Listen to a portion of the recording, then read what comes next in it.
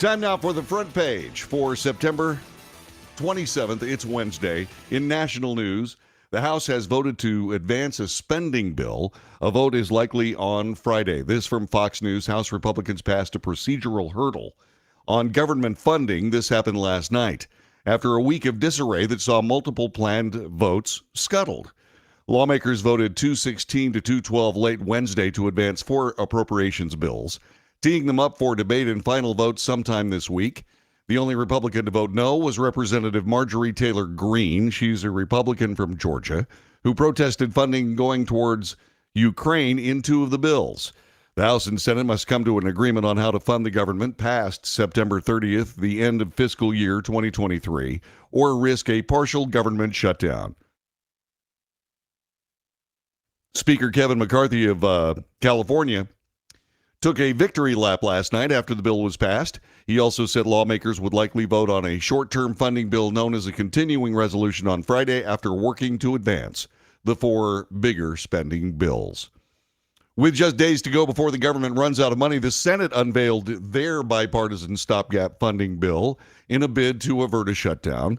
There is no guarantee it will be able to pass in the House.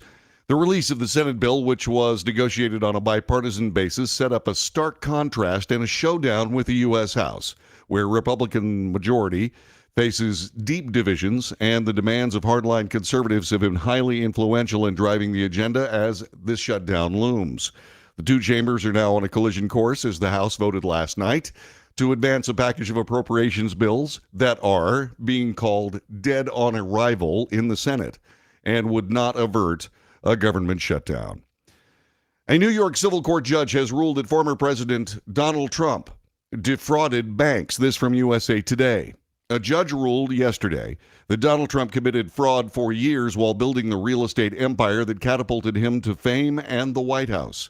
New York Supreme Court Judge Arthur F. Engoron, ruling in a civil lawsuit brought by New York's Attorney General, found that the former president and his company deceived banks, insurers, and others by massively overvaluing his assets and exaggerating his net worth on paper used in deals to make deals and secure financing.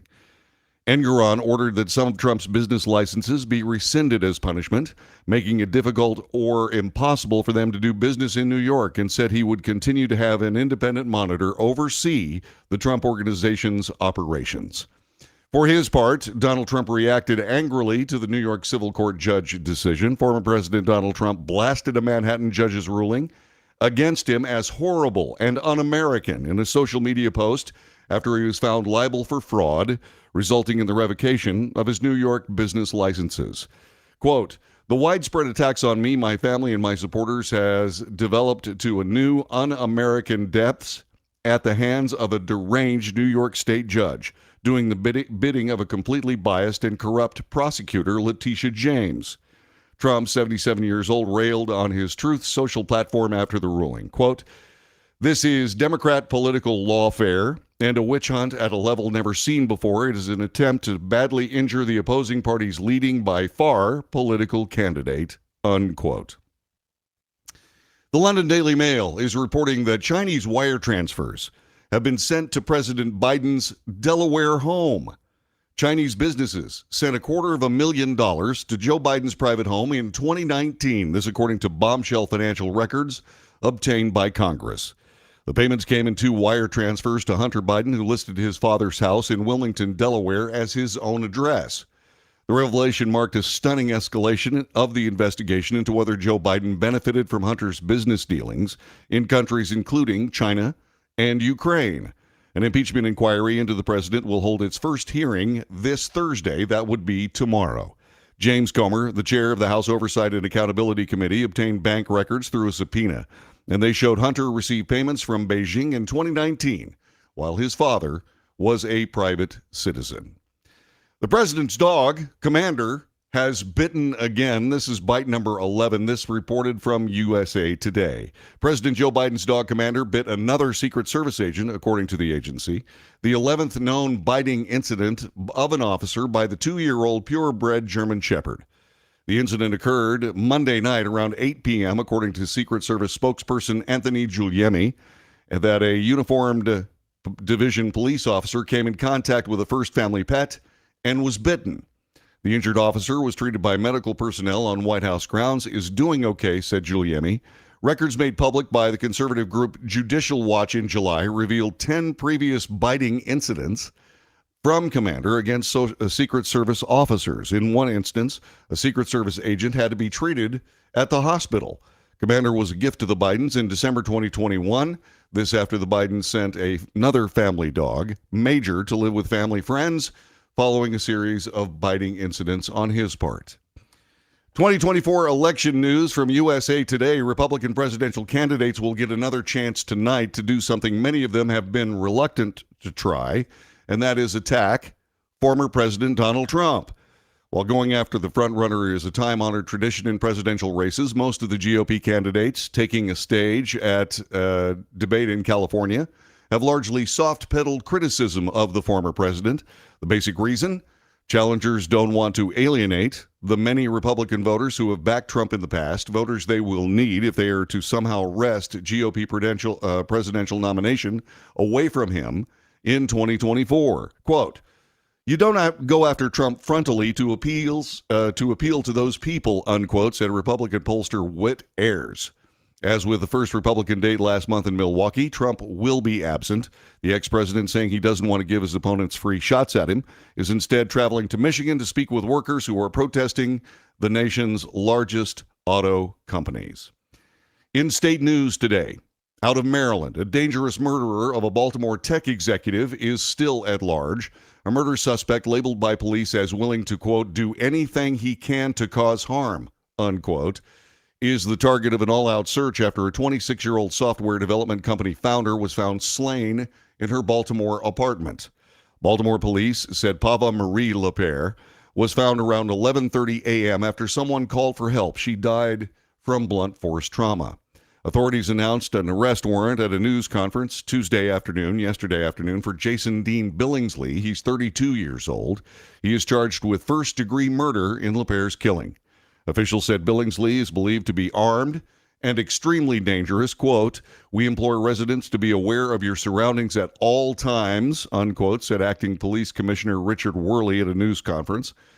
He went on to say this individual will kill, he will rape, he will do anything he can to cause harm. Out of South Carolina, a 14-year-old girl was killed in gangland shootings. This from the New York Post. 4 suspected gang members were arrested today in connection with a mass shooting at an illegal South Carolina party last month that left a 14-year-old girl dead and more than a dozen others wounded. North Charleston police and U.S. Marshals rounded up the suspects today, charged them with manslaughter and gun possession in the attack that killed Ronjanae Smith in the city's north end, according to WCSC television. The gathering, which authorities described as an unauthorized party, turned deadly when a dispute between rival gangs erupted in violence, this according to police. Cops said members of the 2 rival gangs saw each other at the event and opened fire, killing the 14-year-old girl in the crossfire and wounding 14 others. Out of Pennsylvania, Fox News reports Philadelphia police responded to popular retailers like the Apple Store, Lululemon, and Foot Locker after they were allegedly ravaged by swarms of looters taking over the city of brotherly love yesterday evening. At about 8 p.m., police responded to reports of large crowds of juveniles allegedly looting stores in the center city business corridor of the 9th District. Quote, "In a proactive measure, officers from the 9th Business District stopped a group of males dressed in black attire and wearing masks at the intersection of 17th and Chestnut Streets, according to a police spokesman. As officers were speaking with these individuals, they began to receive reports of looting at the Foot Locker on Chestnut Street. Responding officers arrived at that Foot Locker, discovered the store had been ransacked in a coordinated attack, according to the statement. A number of juveniles then fled the scene. At least 1 adult was arrested. Subsequent incidents of looting were reported in quick succession. Officers responded to a report of looting at Lululemon and at the Apple Store, both located on Walnut Street, where multiple individuals were apprehended. As of midnight last night, police confirmed between 15 and 20 people were arrested at the looting or during the looting, and at least 2 firearms were recovered. This is breaking international news out of North Korea.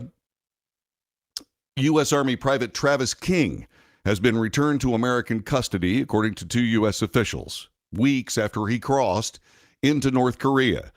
The news came after North Korean state media, KCNA, reported earlier yesterday that the secretive state had decided to expel King, who entered its territory during a tour of the joint security area between North and South Korea. The KCNA report said a North Korean investigation into King had been finished.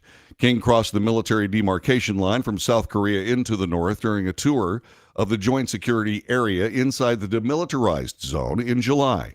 U.S. military officials have said that King, who crossed the border willfully and without authorization, will continue to be investigated as time goes by. And this, out of the world of sports, Hall of Fame third baseman Brooks Robinson has died. This from USA Sports. Baseball Hall of Famer Brooks Robinson died this week at age 86. This was an announcement from the Baltimore Orioles on his death Tuesday. Quote, "We are deeply saddened to share the news of the passing of Brooks Robinson," the club said in a statement before holding a moment of silence prior to Tuesday night's game at Camden Yards. An integral part of the Orioles family since 1955, he will continue to have a lasting impact on our club, our community, and the sport of baseball, unquote. Robinson played all of his 23 years in the majors with the Orioles, said Major League Baseball Commissioner Rob Manfredi.